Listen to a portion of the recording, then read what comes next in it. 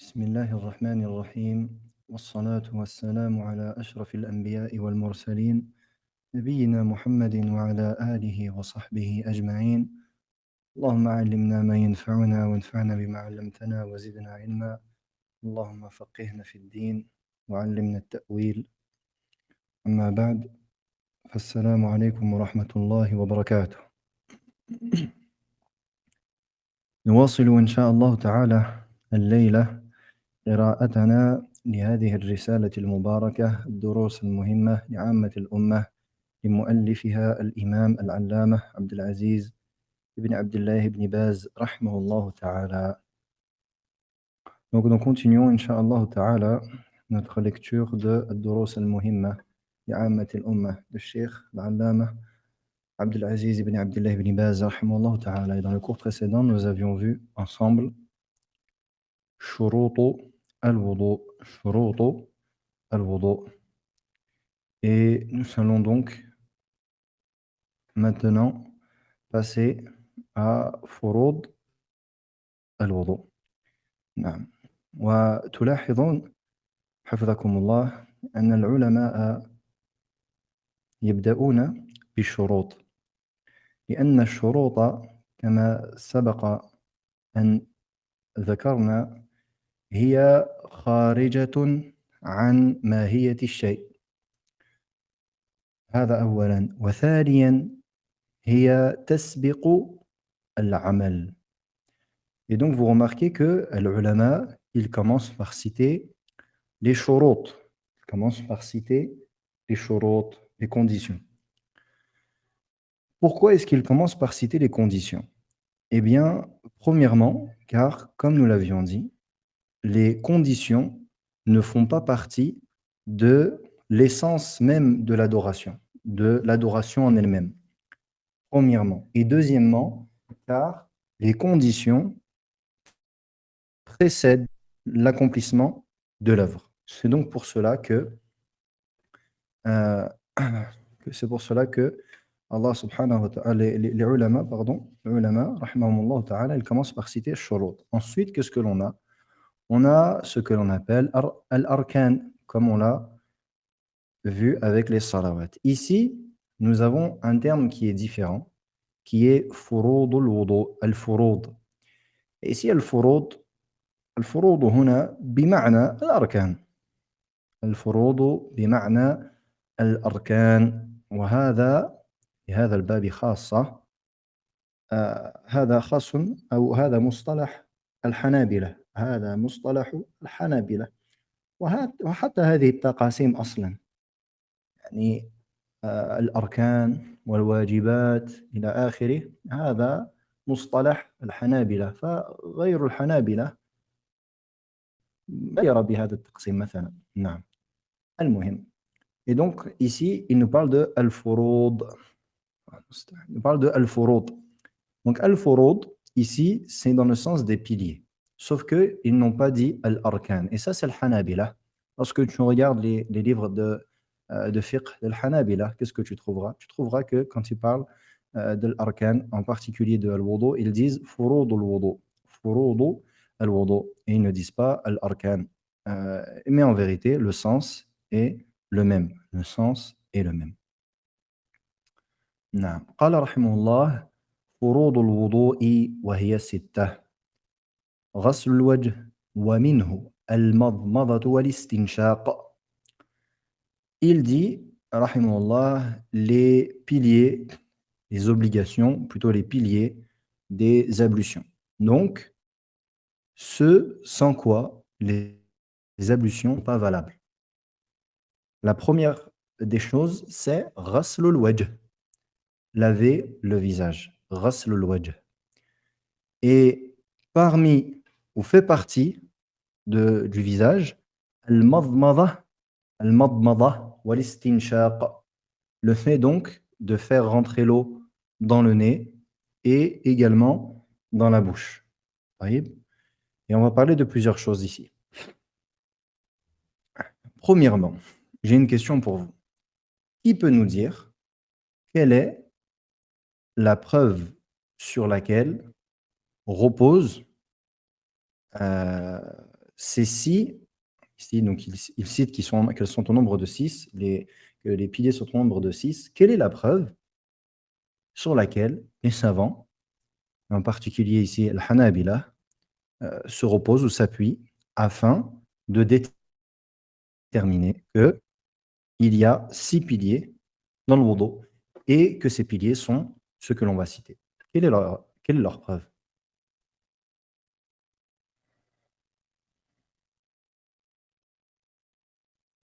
Taïb, un verset. Quelqu'un me dit un verset. Taïb, quel verset? Les ahadith.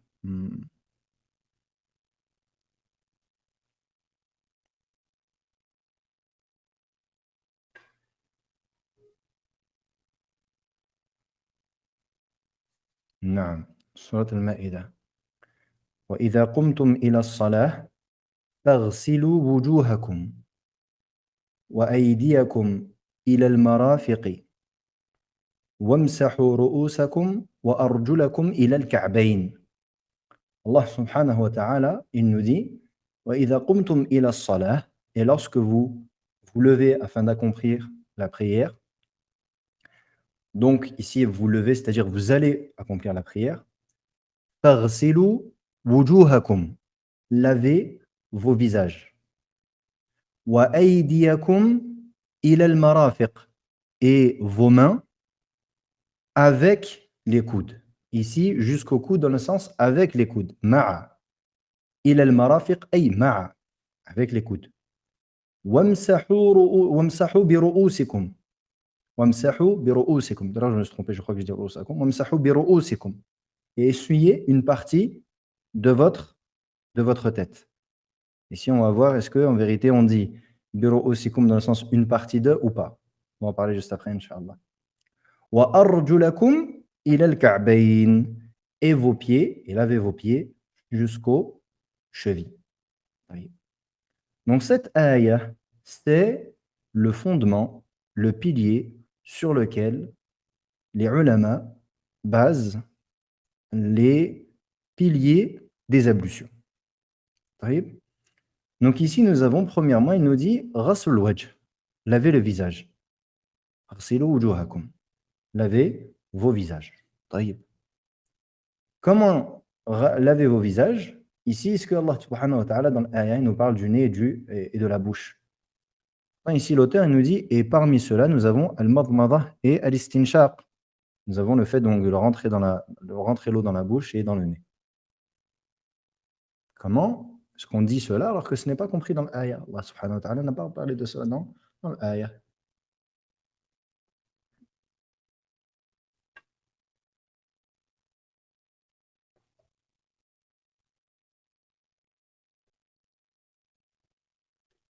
Mhm. Ici, ils disent, premièrement, cela fait partie du visage. C'est inclus dans le visage. Comment est-ce que l'on détermine que cela est inclus dans le visage? Par ce que faisait le prophète alayhi salatu wassalam. Car il n'est pas rapporté que le prophète sallallahu alayhi wa sallam ait lavé son visage sans al-madmada et al-istinshaq. Il n'est pas rapporté, cela n'a pas été rapporté du prophète alayhi salatu wassalam. Et le fait que le prophète alayhi salatu wassalam ait été constant dans cela et qu'il n'a pas délaissé cela, eh bien cela nous prouve quoi? Cela nous prouve que ça fait partie du visage. Taïb. Maintenant, une mas'ala. Est-ce que vous vous rappelez? Nous avions parlé de quoi? Nous avions parlé de forme suffisante et de forme complète. Donc, nous avons une sifa mujzi'a ou sifa kamila. Ou qadr kamal, ou qadr ijza. Donc, nous avons ici la description, où nous avons la forme qui est complète, parfaite, et la forme valable. Donc, le visage, ce qui est obligatoire, c'est de le laver de là, min manabiti sha'r al-ra's mu'tada, de là où poussent les cheveux en hauteur, donc c'est de là où poussent les cheveux au niveau du front jusqu'au menton. En hauteur, ça c'est la délimitation du visage. Et on dit de là où poussent les cheveux de manière habituelle. Car une personne qui est l'asla', مثلاً, celui qui est chauve, et on ne va pas lui dire qu'il va commencer le visage va commencer là où ses cheveux poussent, si ses cheveux ils poussent à l'arrière de sa tête. Donc ici, c'est là où poussent les cheveux de manière habituelle. Donc ça, c'est le début du visage, de en haut jusqu'au menton. Ensuite, c'est en largeur de l'oreille de la petite, comment on appelle ça? La partie qui est l'extrémité de l'oreille au niveau du milieu, pas du lobe. Ce qui est, je sais pas comment on dit ça en français. Donc c'est de là à là, en extrémité, pardon, au niveau de la largeur. Ça, c'est la délimitation du visage. Donc tout ça, ça doit être lavé. طيب. Donc ça doit être lavé. Pour les hommes, هل يجب غسل اللحية؟ وإذا كان الرجل ذا لحية هل يلزم أن يمس الماء بشرته أي بشرة وجهه هل هذا يلزم أم لا؟ Si maintenant une personne elle a une barbe qui est épaisse et qu'elle fait le wudu, est-ce que l'eau, bah, j'ai répondu tout seul en fait, c'était pas ça ma question, c'est si l'homme il a une barbe, est-ce que l'eau elle doit toucher son visage ou pas? Est-ce que l'eau elle doit toucher son visage, ni en dessous des poils? Est-ce que ceci est demandé? Et si un homme il a une barbe qui est-ce qu'il doit laver également jusqu'en bas? Hmm.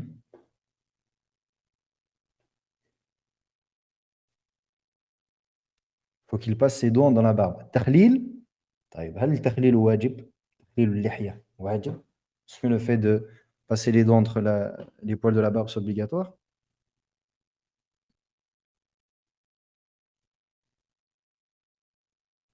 يجب غسل ظاهر اللحية الكثيفة وما استرسل منها وإذا كانت اللحية خفيفة يجب أن يمس الماء بشرة الوجه هكذا قالوا. Si la personne a là une barbe qui est épaisse et fournie, l'eau ne doit pas obligatoirement toucher la peau de son visage, si elle est épaisse et fournie. Mais il doit laver l'apparent, ce qui apparaît de sa barbe. وَمَا اسْتَرْسَلَ مِنْهَا et ce qui suit. Yani, la barbe, pas juste ce qui est au niveau du visage. Yani, là où il y a de la barbe. Donc il doit laver sa barbe. Et si la barbe, par contre, elle est fine, la personne a une barbe qui est très fine et qu'on voit sa peau, alors lui, par contre, l'eau doit toucher sa peau. Celui qui a une barbe qui est fine, une barbe qui est vraiment légère et dont on voit la peau, alors cette personne-là, qu'est-ce qu'elle doit faire? Elle doit faire toucher l'eau la peau de son visage. Taïb. Ensuite, on a ce qu'on appelle at-takhlil, comme une sœur l'a dit, passer ses doigts dans la barbe. Ça, at-takhlil, c'est une sunna. Ça ne fait pas partie des furud. Il suffit de faire passer l'eau sur la barbe épaisse. Tant que l'eau a touché la barbe, eh bien, ceci est l'obligation. Il n'est pas obligé de faire at-takhlil, de passer ses doigts entre la barbe.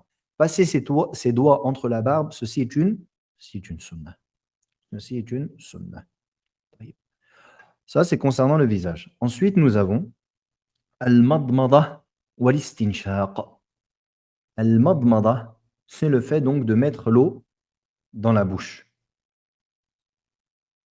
Al-madmada هي إدخال الماء في الفم وتحريكه ثم مجه.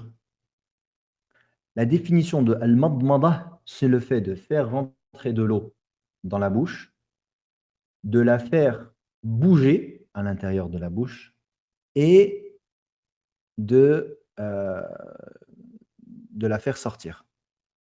Pas dire cracher, mais de la faire ressortir. Faire ressortir, c'est tout. Taïb. Ça, c'est La meilleure forme, le madmada, ce que je viens de vous dire. Donc tu prends de l'eau, évidemment, non, donc tu prends de l'eau, tu fais bouger cette eau dans ta bouche, et ensuite, cette eau-là, tu la rejettes. طيب. J'ai une question pour vous. Et je pense que on va voir. On va garder le bon soupçon. طيب. رجل جعل الماء في فمه ثم أبلعه. هل المضمضة هنا صحيحة أم لا؟ طيب. Quelqu'un qui a pris de l'eau, qui l'a mis dans sa bouche et qui l'a avalé. Il a mis de l'eau dans sa bouche et il l'a avalé. Est-ce que sa madmada, elle est valide ou pas? Yallah. Est-ce que madmada, elle est valide ou pas?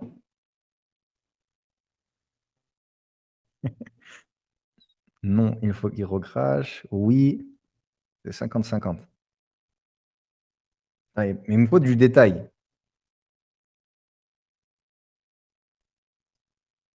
Mais s'il avalait un peu sans faire exprès, pas grave. طيب. La réponse, c'est ça dépend. C'est-à-dire, si la personne, elle a fait bouger l'eau dans sa bouche, elle a mis l'eau dans sa bouche et elle l'a fait bouger, et qu'ensuite elle l'avale, ceci est compté comme al-madmada. Donc c'est valide. À condition que quoi? Que l'eau ait été bougée dans la bouche. Il a fait bouger l'eau dans sa bouche. Si en revanche, la personne ne fait pas bouger l'eau dans sa bouche, eh bien ceci est invalide. Pourquoi? لأن العرب لا تسمي ذلك مضمضة بل يسمون ذلك شربا. Pourquoi? Parce que les Arabes, le terme de madmada, madmada yumadmidu madmadatan, ce verbe-là, s'il n'est pas accompagné de mouvement, si l'eau n'est pas bougée à l'intérieur de la bouche, ils n'appellent pas ça madmada. Ils appellent ça comment? Shurb, boire. Donc celui qui prend l'eau dans sa bouche et qui l'avale directement, qu'est-ce qu'il a fait? Il a bu. Les Arabes, ils n'appellent pas ça le madmada. Donc pour que ce soit valide, il faut que ce soit l'eau elle soit bougée. Donc la forme valide, donc la forme minimum valide, c'est quoi? C'est le fait de faire rentrer l'eau dans la bouche et de la faire bouger. Ensuite, que tu la fasses sortir ou que tu l'avales, cela va relever de quoi? De la forme complète et parfaite. La forme complète et parfaite, c'est que tu la recraches, comme le faisait alayhi salatu wassalam. Et ça, pour ceux qui, je le répète, pour ceux qui n'ont pas suivi les cours précédents, on avait parlé de ça. On a dit, on a wasf kamal wa wasf ijza ou wasfun mujzi. Wasfun kamil ou wasfun mujzi. Hakala. On a deux formes. Et ça, c'est dans le recours, le sujoud. Et Allah alam, on a essayé autant que possible, lorsqu'on parlait du recours, lorsqu'on parlait du sujoud, etc., on a cité à chaque fois, autant que possible, la forme complète et la forme minimum. Le minimum viable, le minimum vital. Naam. Comme ça, c'est comme ça donc que on avait expliqué les choses. Et bien ici, on fait la même chose avec le madmada et l'istinshaq. On continue. Et on essaie à chaque fois de faire la même chose en fonction des connaissances. Naam. Donc, le madmada, ça c'est concernant le madmada. طيب. L'istinshaq, maintenant. On parle de l'istinshaq. L'istinshaq, c'est le fait de faire rentrer l'eau dans le nez. طيب. Et de le faire, euh, de la rejeter. هو جذب الماء إلى أعلى الأنف ثم إخراجه. Donc la définition de l'istinshaq, c'est quoi? C'est de faire, de faire remonter l'eau jusqu'au plus haut du nez et de le faire et de la rejeter. Faire remonter l'eau, inspirer avec le nez, hein, inspirer l'eau au plus haut du nez et la faire ressortir. Donc ça, c'est la définition de al-istinshaq. Et al-istinshaq, encore une fois, il a deux formes. La forme complète, c'est que tu prennes l'eau dans ta main droite, que tu inspires, et comme il a dit Salman Sahabi, وَبَالِغْ فِي الْإِسْتِنْشَاقِ et exagère dans al-istinshaq, c'est-à-dire fais remonter l'eau au plus haut du nez. إِلَّا أَن تَكُونَ صَائِمًا, sauf si tu es jeûneur. Car si tu jeûnes, le fait de faire remonter l'eau au plus haut du nez, il y a un risque que quoi? Que l'eau, elle, par la suite, elle passe dans ta gorge et que tu l'avales. Et lorsque l'on jeûne, on s'éloigne de cela. Et cela nous montre donc que le fait de le faire remonter jusqu'en haut du nez, c'est une sunna. Parce que si ça avait été une obligation, le prophète sallallahu alayhi wa sallam ne l'aurait pas, n'aurait pas dit au sahabi de le délaisser s'il est jeûneur. Donc le fait qu'il lui ait dit illa an takuna sa'ima, sauf si tu es jeûneur, cela nous montre que ici il y a un besoin. Le besoin, c'est d'empêcher au jeûneur de rompre son jeûne. Donc cela nous montre que ce n'est pas, cela ne fait pas partie de la forme minimum, de euh, la forme minimum, la forme valide, le minimum valable. Taïb. Donc, la forme complète, c'est de prendre avec la main droite, de faire remonter jusqu'en haut du nez et de l'expulser dans la main gauche. Ça, c'est la forme complète. Et je le répète, lorsque l'on parle de forme complète et forme parfaite et de forme valide, ce n'est pas pour inciter à faire la forme valide. C'est afin de comprendre les jugements religieux et de ne pas tomber derrière dans des wasawis. Malheureusement, beaucoup de personnes, subhanallah, tombent dans le wasawis à cause de quoi? À cause de leur ignorance de ces choses-là. Et ils rentrent dans le waswas, mais je crois que j'ai pas bien fait, mais j'ai fait comme ci, j'ai fait comme ça, mais je crois que c'est pas bon. Alors que s'il avait su, eh bien, subhanallah, il ne serait pas rentré dans ces wasawis là. Taïb. Donc, al-istinshaq, la forme minimum, c'est quoi? C'est le fait que de l'eau rentre dans le nez. هو إيصال الماء أو إدخال الماء إلى الأنف بأي طريقة كانت. Encore une fois, j'ai dit la réponse en arabe, parce que je voulais poser poser la question en français, mais معليش. Pour ceux qui n'ont pas compris l'arabe, du coup, le minimum, c'est le fait de faire rentrer l'eau dans le nez. Ça, c'est le minimum. Question. Si je prends un coton qui est mouillé, qui est imbibé d'eau, et que je le rentre dans ma narine droite, puis dans ma narine gauche, est-ce que est-ce que mon istinshaq, il est valide ou pas?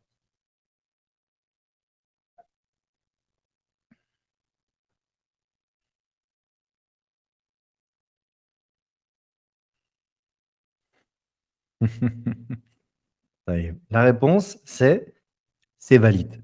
Si jamais je prends un coton ou un mouchoir ou un tissu ou quoi que ce soit et que je l'imbibe d'eau et que je le mets dans mon nez, à l'intérieur de mon nez, hein, on ne parle pas de l'extérieur du nez, à l'intérieur de mon nez, évidemment.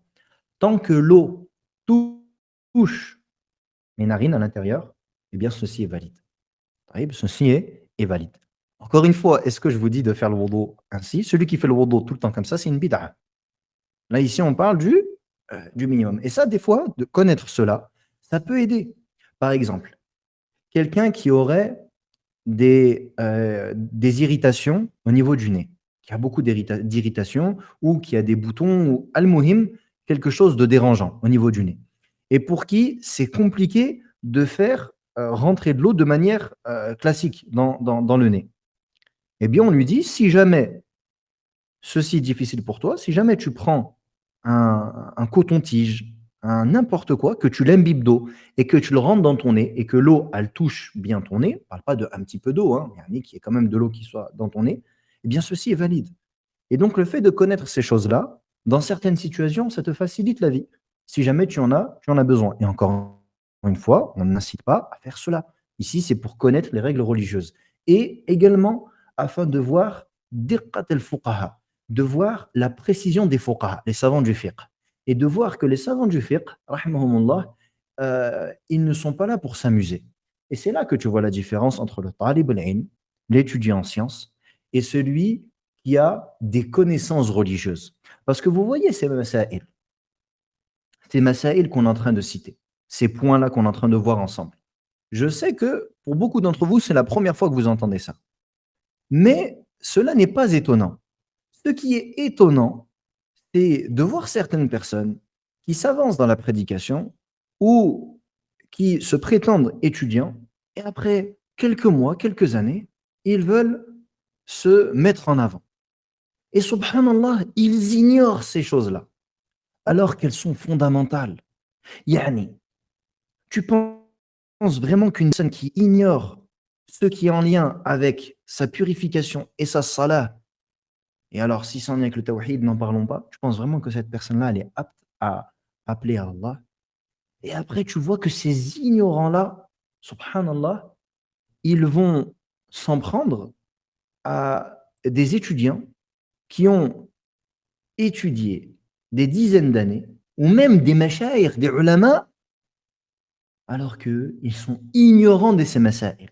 Yani, si un ammi, si une personne de la masse, était venu questionner cette personne concernant ces masaïl, la takhabbat, il aurait, il n'aurait pas été capable de répondre.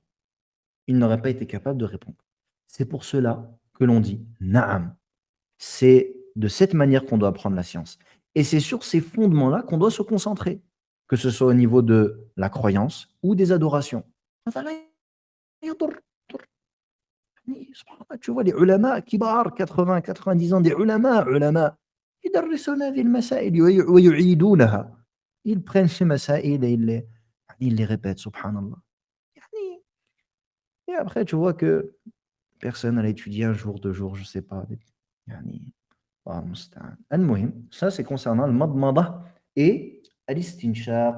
J'espère donc que c'est clair pour tout le monde. Si ça ne l'est pas, n'hésitez pas à poser vos questions, c'est l'intérêt du bot et d'avancer yani, étape par étape. طيب.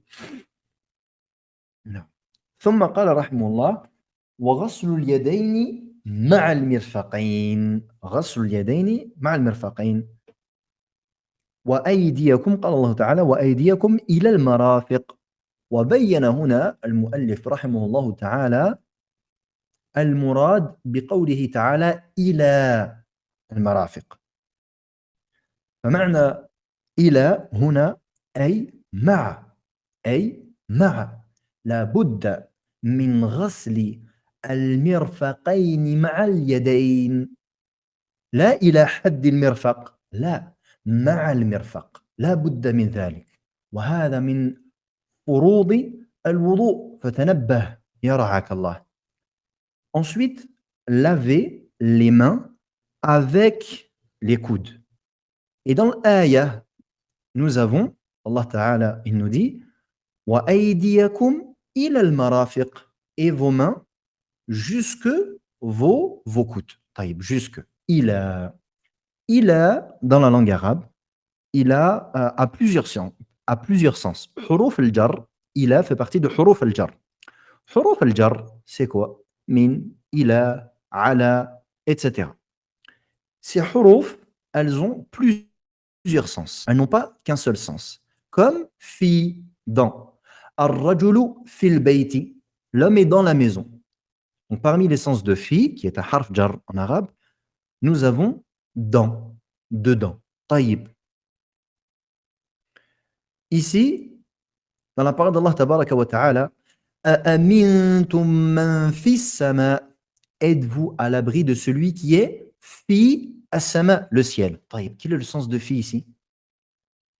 Wala usallibannakum fi judhu'in nakhl. Et je vais vous, comme on dit déjà, je vais vous crucifier dans un fi, à dire un fi, le tronc de nakhl, du palmier. Ici, c'est quoi le sens de fi? Je vais vous, quand Pharaon il a dit ça au Sahara, il a dit ça aux sorciers quand ils se sont repentis, ils ont souhaité se repenter, ils se sont repentis. Ici, le tronc du palmier, c'est quoi? Dans le tronc du palmier, il y a à l'intérieur, ou bien c'est sur le tronc du palmier. Et également, êtes-vous à l'abri de celui qui est fi? C'est quoi ici?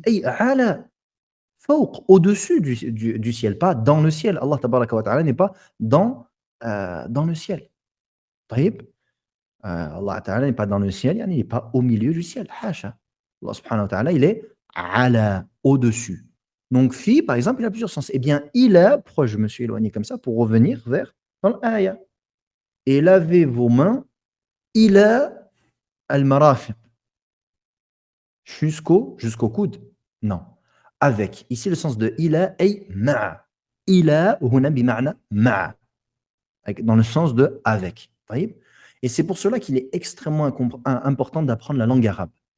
Et que celui qui a une connaissance de la langue arabe, soit, qu'il apprenne plus que ce qui lui permet juste de comprendre les choses, yani qu'il approfondisse l'apprentissage de la langue arabe. Parce qu'il faut savoir que les innovateurs, ils utilisent ces choses-là pour égarer les gens. Et les exemples sont nombreux, mais je ne veux pas m'éloigner, bien que c'est extrêmement important, mais Inch'Allah, on laisse ça pour les cours de Aqida. Donc ici, shahid, le sens de ila rafiq, ici, c'est pas jusqu'au coude, c'est-à-dire jusqu'à la limite du coude. Non, c'est avec les coudes. Yani, il faut absolument laver les coudes avec l'avant-bras et la main. Donc, laver la main au début des ablutions, est-ce que cela fait partie des piliers? Est-ce que cela fait partie des piliers de l'wudu ou pas? Laver la main au début des ablutions. Est-ce que cela fait partie des piliers des ablutions ou pas? C'est une sunna. Là où c'est une obligation, là où c'est un pilier, c'est avec euh, avec le coude, le bras, donc l'avant-bras, plus la main et le coude. Donc ici, qu'est-ce qu'on a comme forme complète? La forme complète, c'est de laver les mains avec le bras jusqu'au coude en faisant at-tahlil, en écartant entre les doigts. En écartant entre les doigts.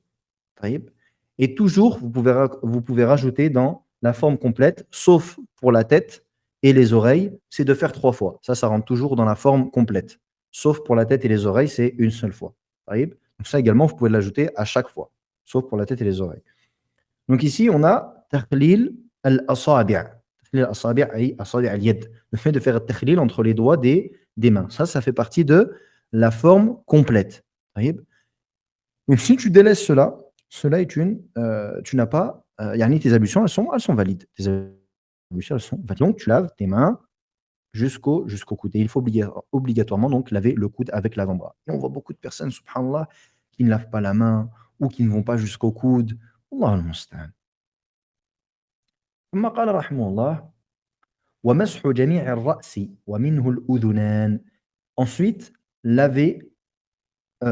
essuyer l'ensemble de la tête et parmi la tête, al-udhunan. Pareil, comme on a dit tout à l'heure.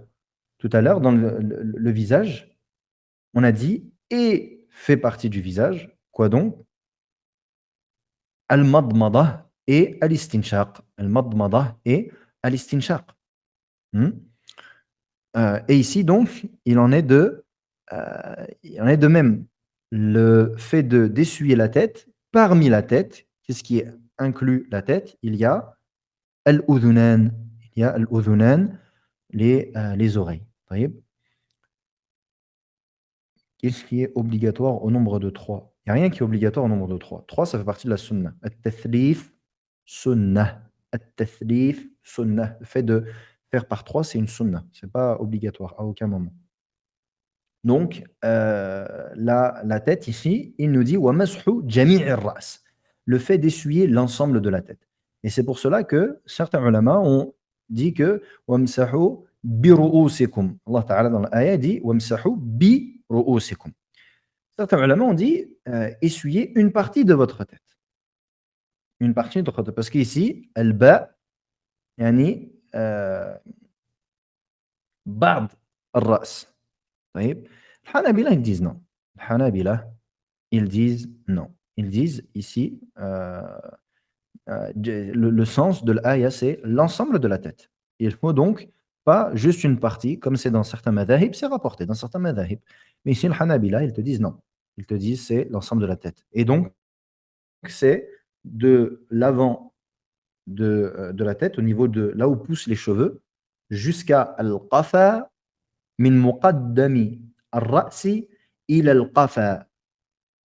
Donc, c'est le fait de commencer de l'avant de la tête jusqu'à la nuque et de revenir. Donc, de faire un aller-retour. Ça, c'est la forme complète.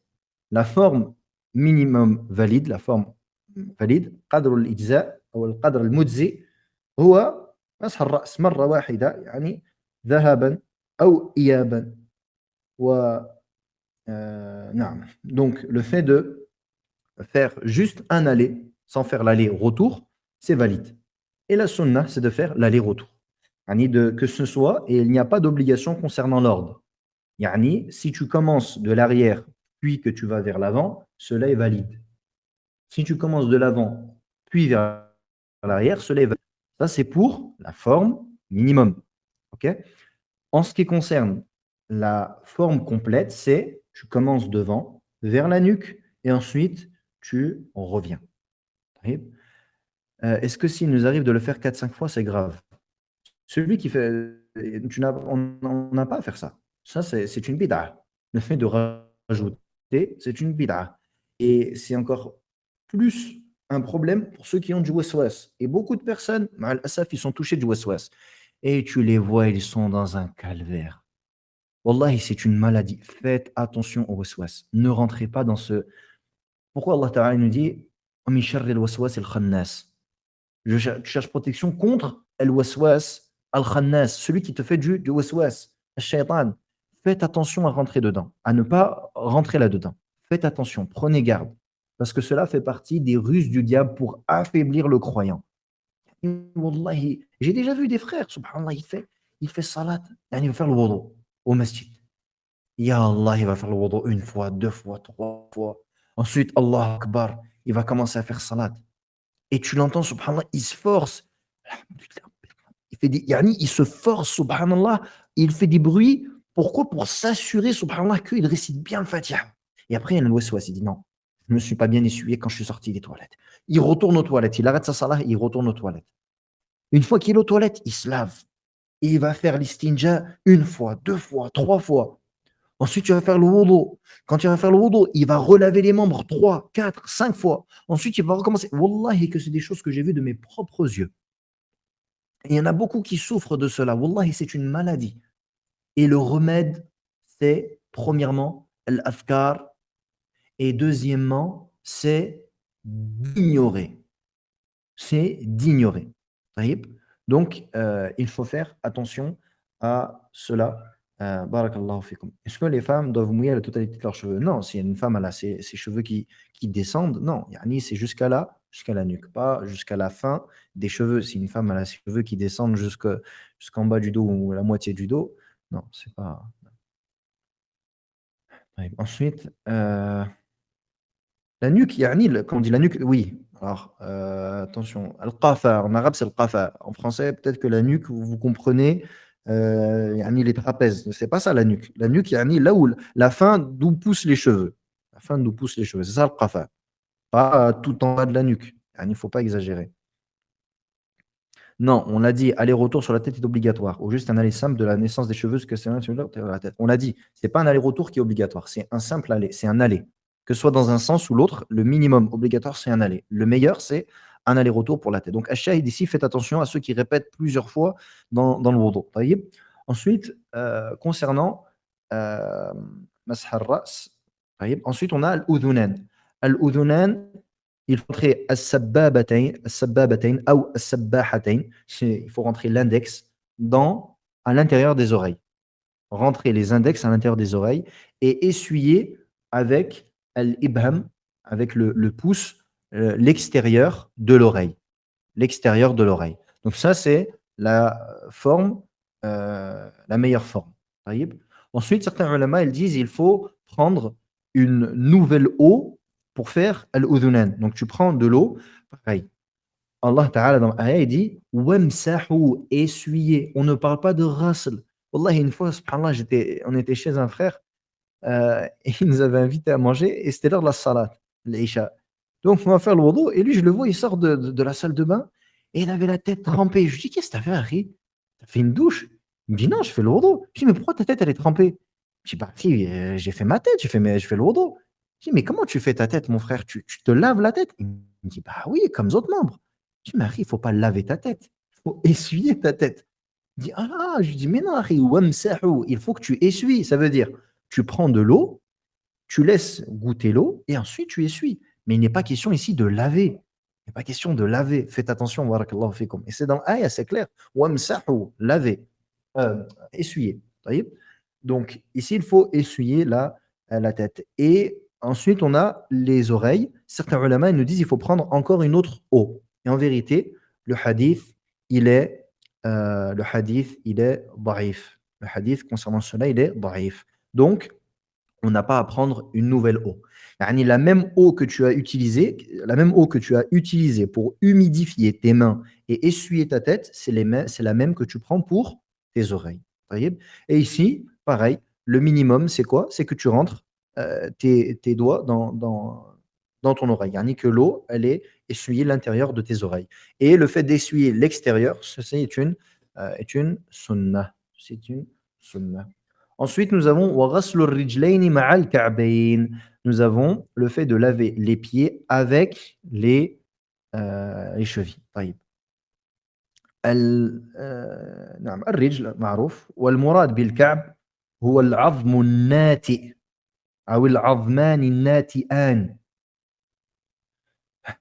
Ce qui est voulu par al-Ka'bayn, les chevilles, c'est, vous voyez les boules que l'on a, les deux boules que l'on a au-dessus du pied, c'est ça ce qu'on appelle al-Ka'b en arabe. Donc, ce qui est voulu par avec al-Ka'bayn, il faut laver ses pieds avec al-Ka'bayn, c'est de laver le pied entièrement avec le talon. وَيْلٌ لِلْأَعْقَابِ مِنَ النَّارِ كما قال عليه الصلاة والسلام. Le prophète me dit malheur aux talons de l'enfer. Il faut laver les talons. Et les talons, beaucoup de personnes négligent et ils lavent mal leurs talons. Il faut absolument bien laver le talon. Donc on lave le pied avec yani, le haut du pied, le bas du pied, le talon, et on doit remonter avec jusqu'au, c'est-à-dire avec, donc fait partie intégrante de cela, les deux boules que l'on a, qui représentent donc là la cheville. Quand on parle de ka'b en arabe, c'est ça. Donc c'est ces deux boules que l'on a sur le côté. Et c'est ça également ce qui est voulu par la mise en garde du prophète alayhi salatu wassalam, Ma asfala min al-ka'bayni fahuwa fi an-nar. Parce qu'il dit ce qui est en dessous des chevilles est en enfer, est voué à l'enfer. Anil isbal, le fait qu'il est interdit aux hommes de laisser leur habit descendre en dessous des chevilles. Ce qui est voulu par la cheville ici, c'est les deux boules. Donc il faut que l'habit soit au-dessus de cela. Vous voyez, ça c'est pour que vous compreniez ce que c'est que al-ka'b. Ce que c'est que al-ka'b. Vous envoyez beaucoup de réponses, de questions, j'essaye de répondre. Yani, quand c'est en lien et de ce que je peux, mais il faut quand même qu'on avance. Donc, si je ne réponds pas, veuillez m'excuser. Ensuite, donc ça, c'est concernant le pied. La forme complète, c'est de faire at-takhlil, donc avec al-khinsir, de faire at-takhlil, donc le fait de laver entre les orteils avec l'auriculaire, le dernier, le petit doigt, je crois que c'est l'auriculaire, avec donc al-khinsir, c'est le fait de laver entre les orteils. Ça, c'est at-takhlil. Comme on l'a pour les mains. Lakin takhlil asabi' ar-rijlayn akad. Mais le fait de faire at-takhlil pour les pieds, c'est plus important que at-takhlil pour les mains. Ça reste une sunna, mais c'est plus important. Parce que il se peut que, yani, en vérité, si tu as des orteils qui sont très serrés, il se peut que l'eau ne rentre pas. Et également, c'est un endroit où la saleté peut plus facilement s'incruster que les mains, vous voyez, les doigts des mains.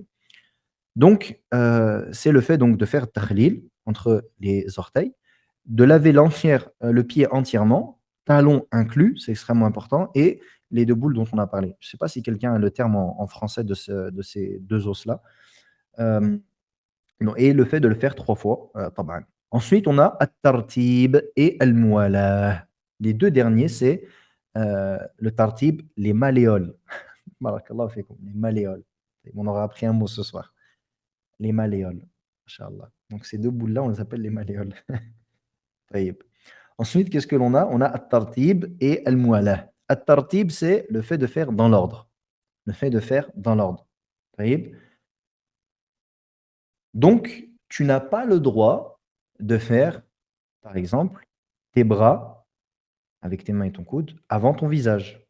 Tu n'as pas le droit de commencer par tes pieds. Si jamais tu fais les ablutions dans autre que dans l'ordre qui est dans l'ayah, eh bien, sache que tes ablutions sont invalides.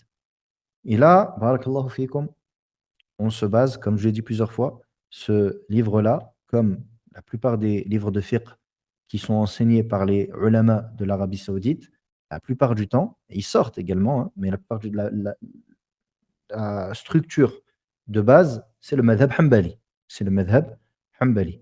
Taïb. Donc, naam. Donc ici, si vous entendez dans un autre madhab une autre parole, il ne faut pas s'étonner. Taïb. Donc si on a at-tartib, on a tartib, l'ordre. Il faut absolument que ce soit fait, que les ablutions soient faites dans l'ordre. Ça, c'est naam. Et ici, la preuve de cela, c'est que le prophète sallallahu alayhi wa sallam n'a jamais fait dans le désordre. Et ici, le muhim, c'est tawil et ça rentre dans la langue arabe, on ne va pas rentrer là-dedans. Et le dernier, c'est, le sixième, c'est al-muwala, la continuité. Donc, il faut que le lavage des membres des ablutions soit fait en continuité. Donc, si jamais tu arrêtes un moment, eh bien, il faut que tu quoi? Tu recommences. طيب. ما هو ضابط الانقطاع؟ هنا قال الموالاة يعني ضد الانقطاع. طيب ما هو ضابط الانقطاع؟ متى نقول ها خلاص هذا الإنسان قطع وضوءه أو انقطع؟ ما هو الضابط؟ Ici, quel est le ضابط? Quel est le point de mesure, la règle, pour dire cette personne, ses ablutions, il les a interrompues. À partir de, c'est quoi? C'est 10 secondes, 5 secondes, 1 minute, 5 minutes. Comment est-ce qu'on dit, alors, ces ablutions se sont interrompues?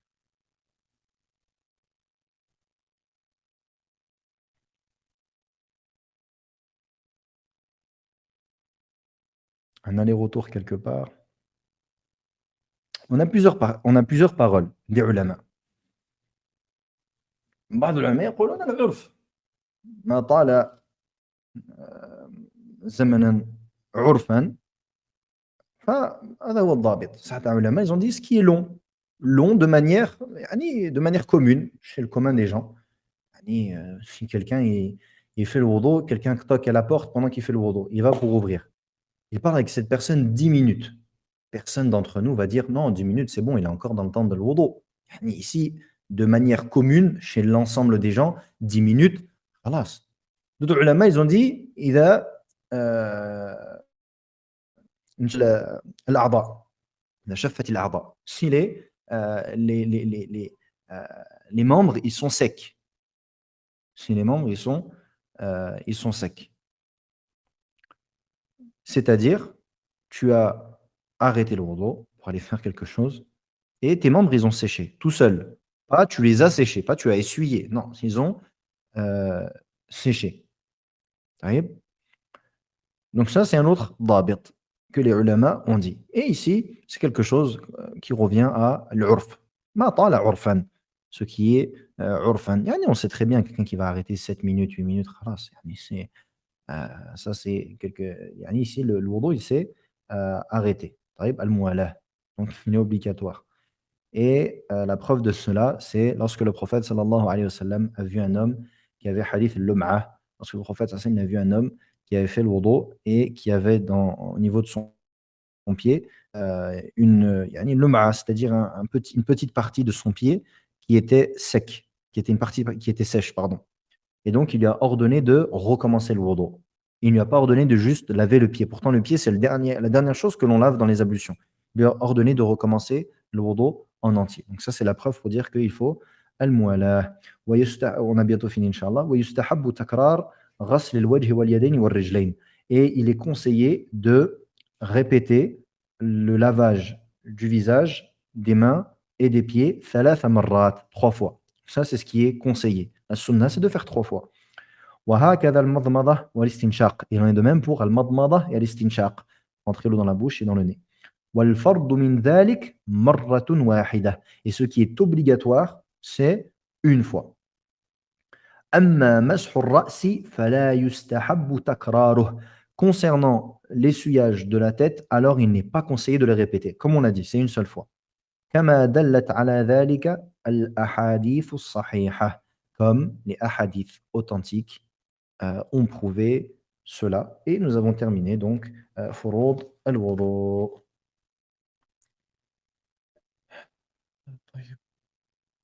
نعم. Ici, une question intéressante. Et le frère, il nous dit, si par exemple, on lave le bras gauche avant le droit, il n'y a pas d'incidence sur les ablutions. نعم.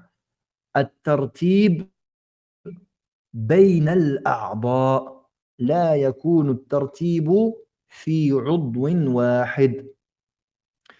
L'ordre, il est entre les membres, pas dans le même membre. يعني si jamais tu fais le madmada et al-istinshaq, tu mets l'eau dans ta bouche, dans ton nez, avant de laver le visage, est-ce que cela a une incidence? Est-ce que cela va à l'encontre du pilier que l'on a cité qui est at-tartib, l'ordre? Nous disons non. Pourquoi? Parce que c'est un seul et même membre. C'est un seul et même membre. Il en est de même pour les bras. C'est un seul membre. Yani, c'est un membre de la même nature. Tu as un bras gauche et un bras droit, forcément. Mais yani, c'est de la même nature. Donc, si tu fais le gauche avant le droit, cela ne rentre pas dans tartib, le fait de ne pas avoir fait dans l'ordre.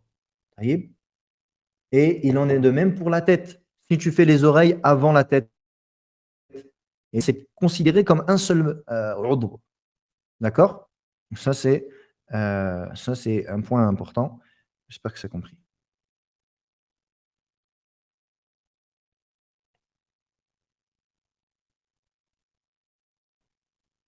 Naam. J'avais entendu, si je ne me trompe pas, qu'il faut enchaîner de sorte à ce que à ce que le membre ne sèche pas, mais j'ai pas bien compris ce point. Si on n'a pas fait de pause, mais qu'arrivé au pied, par exemple, le visage a déjà séché, mais sans les avoir essuyés, nous, je ne sais pas si vous avez compris, j'ai compris la question. Donc oui, c'est pour ça qu'on a dit, en vérité, peut-être que ce qui est plus proche, c'est de dire ma tala urfan, ce qui est long de manière commune chez les gens. Parce qu'effectivement, tu fais le wudu à 47 degrés dehors, pour moi que tes membres ils vont vite sécher. Et qu'il se peut qu'effectivement, tu arrives au pied, que ton visage il a déjà séché, subhanallah. Donc ici, ce qui est plutôt juste, c'est de dire cela. Mais je vous le cite car c'est une parole des ulama. Mais peut-être que ce qui est euh, euh, plus applicable, c'est matal à urfan, ce qui a été long de manière, de manière commune chez les gens.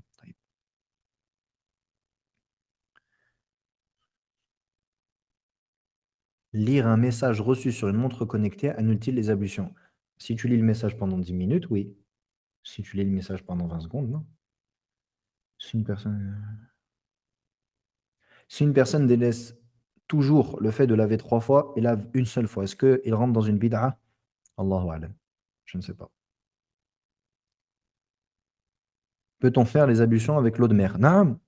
قال نعم عن أبي هريرة رضي الله عنه قال رسول الله صلى الله عليه وسلم في البحر هو الطهور ماؤه الحل ميتته.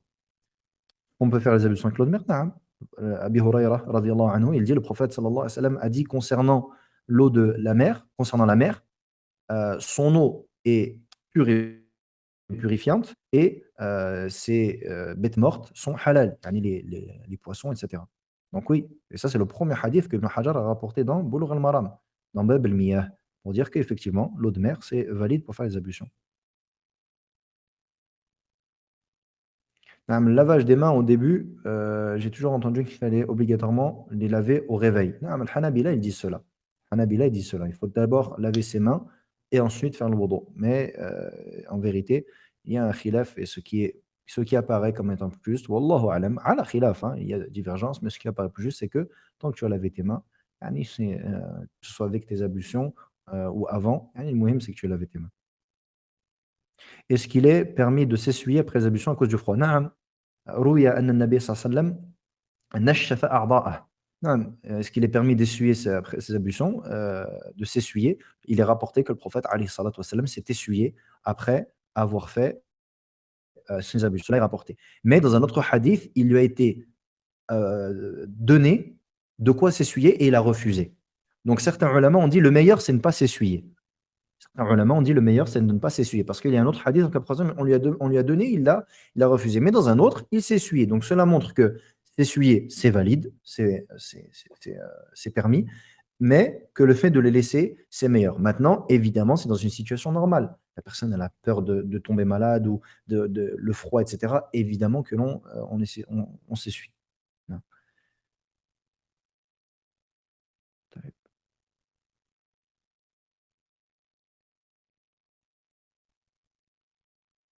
Pour une femme avec une masse de cheveux, elle passe les mains juste par-dessus, elle passe les doigts entre les racines. Zahir al-ra's. Ce qui est voulu par le mash al-ra's, c'est zahir al-ra's, ce qui est apparent de la tête. Voyez, à l'inverse de al-ghusl, à l'inverse du ghusl. Si on essuie les bras et si on s'essuie les bras et après on poursuit les ablutions, est-ce que c'est permis? Oui, c'est permis. Mais c'est pas, ça sert à rien de faire ça. C'est pas quelque chose qui a été rapporté, donc il vaut mieux le délaisser. Mais c'est permis dans le sens, c'est pas, cela annule pas les ablutions. Mais c'est pas quelque chose qu'il faut faire. Yani, c'est pas rapporté, donc c'est pas quelque chose que l'on doit faire.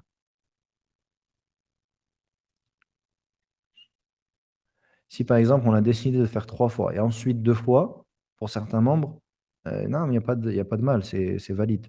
Et le mieux, c'est de faire 3 fois pour tout, sauf la tête et les oreilles, comme on a dit. Naam, taïb. Je vois s'il y a une autre question importante.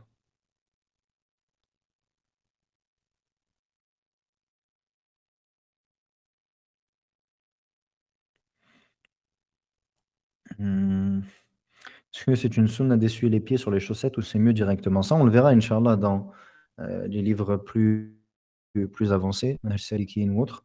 Mais, Cheikh Saïd rahimahullah, il dit: «Ala halih», yani tu le fais dans ta situation. Si tu es au moment où tu fais tes ablutions, tu as des chaussettes, fais le mash. Si tu as pas de chaussettes, fais le ghusl, yani ala halik. Comment réparer nos ablutions si on se rappelle pendant nos ablutions qu'on a mal fait un membre qui est un pilier? Si jamais, il y a pas un long temps qui s'est écoulé, tu reviens à là où tu es sûr. Admettons que tu es sûr d'avoir fait ton visage, tes bras et ensuite, tu fais directement tes pieds et tu as oublié de faire ta tête. Mais tu t'en rends compte au bout de 3 secondes. Yani tu as pas même pas fini tes pieds que tu t'en rends compte.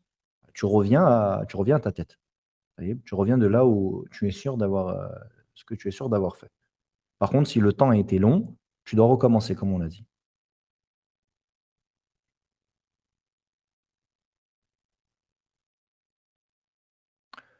On l'a dit ça dans le cours. On doit enchaîner une fois après avoir fait la tête pour les oreilles sans utiliser encore l'eau pour les oreilles. Naam, on a dit que, il est rapporté un hadith, mais il est daïf. Il faut prendre, encore de l'eau autre, eau, une nouvelle eau pour les oreilles. Mais on a dit que ça c'est daïf, c'est faible. Donc ici, on fait avec la même eau. Si on fait le mash sur le shimar ou la shashiyah, c'est permis? Non, non. Le mash, si tu veux faire le mash sur la tête, les Hanabila, ils te disent, من الشروط أن تكون ذا ذؤابة أو محنكة. Pour pouvoir faire le mash sur, on parle d'un homme, pour pouvoir faire le mash sur, Ama, comment on dit ça en français déjà? Un turban, il faut que ce soit, ذُؤابة, ça veut dire qu'il ait une longue, derrière, qu'il y ait une longue, comme une sorte de queue, yani que heu, l'arrière du turban, il descende.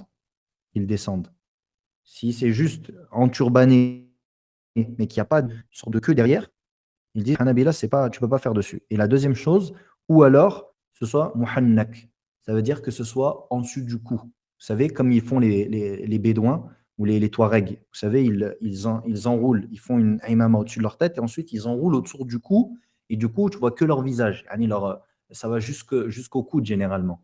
Donc soit c'est comme ça, yani il est entouré autour il est muhannak, il est entouré jusqu'au-dessus du cou, il prend le coup, soit il est long ou les 2. Mais sinon non, un shimar, comme ils ont les saoudiens ce qu'ils portent, tu peux pas faire le masah dessus. Ou alors une taqiya que tu mets sur ta tête, une sheshiya, tu peux pas faire le masah dessus, non. Et la femme, il faut que ce soit un khimar. Un khimar qui, pareil, qui prend la tête et yani qui couvre, qui laisse apparaître que le visage.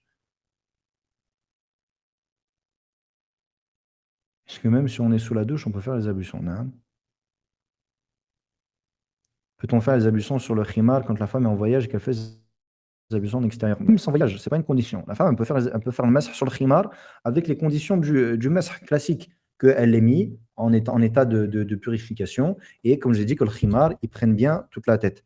Et même si la femme, elle est chez elle, par exemple. Yani, des fois, certaines femmes, elles aiment bien chez elles, quand il fait froid, peut-être garder leur habit de salah ou juste le khimar, al-muhim, pour n'importe quelle raison. Si elles veulent le faire, elles le font. Mais on parle pas ici du des fois, le petit turban qu'elles mettent sur leur tête, les femmes. On ne parle pas de ça. On parle d'un vrai khimar. Elle peut pour une femme qui fait le wudu dans un lieu public, elle peut faire l'essuyage sur son voile. Il y a pas de, c'est pas conditionné à ça. Elle peut faire le mash, de manière générale, elle peut faire le mash sur son khimar, la femme. Comme les chaussettes, c'est pareil. C'est les mêmes conditions. Il y a pas de, c'est pas conditionné à une difficulté ou autre. Ouais. Quel est le jugement de la surconsommation d'eau pendant les ablutions? Ah non, c'est pas une bonne chose. Heu, l'israf, c'est interdit. Le fait de faire du gaspillage. Donc gaspiller l'eau pour les ablutions, c'est pas quelque chose qui est permis. Mais ça n'annule pas le wudu. Ça annule pas le wudu, mais c'est pas permis. طيب. Je précise juste, je réponds aux questions parce qu'elles sont en lien avec le wudu, tahara, et cetera. Mais les questions hors de cours, dans le bot, je ne réponds pas. Je ne répondrai pas à ces questions-là. Et les questions auxquelles je réponds, c'est des choses que, alhamdoulilah, on a étudiées qui concernent salat, tahara, et cetera. Sinon, je ne réponds pas, donc ne m'envoyez pas, barakallahu fikum, de messages sur ce bot en dehors des cours pour des choses qui ne sont pas donc en lien avec le cours. طيب, on s'arrête là, Inch'Allah ta'ala. Barakallahu fikum. سبحانك اللهم وبحمدك أشهد أن لا إله إلا أنت أستغفرك وأتوب إليك والسلام عليكم ورحمة الله وبركاته.